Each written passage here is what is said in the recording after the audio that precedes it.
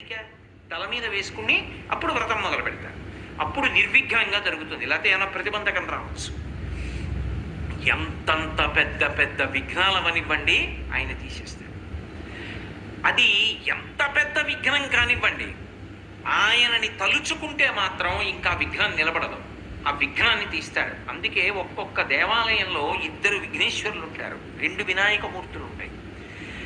ఒక శివాలయంలో ఒక శివలింగమే ఉంటుంది, ఒక్కొక్క శివాలయంలో 1 కన్నా ఎక్కువ శివలింగాలు ఉంటాయి. అప్పుడు ప్రదక్షిణంలో పానవట్టం దాటచ్చు. సరే, ఇప్పుడు శైవాగమానికి సంబంధించిన విషయం ఎందుకు, కానీ వినాయకుడు సాధారణంగా ఒక్కడే ఉంటాడు, ఉండాలి కూడా. కొన్ని చోట్ల ప్రత్యేక సందర్భాలలో ఇలా ఎందుకు పెట్టారండి అని మీరు అడిగారు అనుకోండి, వాళ్ళు చెప్పలేరు. కానీ ఒక్కొక్క చోట ఒక్కొక్క ప్రత్యేక సందర్భంలో 2 వినాయకులు ఉంటారు. 2 వినాయకుల్ని ఎందుకు ప్రతిష్ఠ చేస్తారంటే ప్రవేశిస్తుంది. ఈయనకి పూజ చేసిన అక్షతలు గరిక తల మీద వేసుకుని అప్పుడు వ్రతం మొదలు పెడతారు. అప్పుడు నిర్విఘ్నంగా జరుగుతుంది. లేకపోతే ఏమైనా ప్రతిబంధకం రావచ్చు.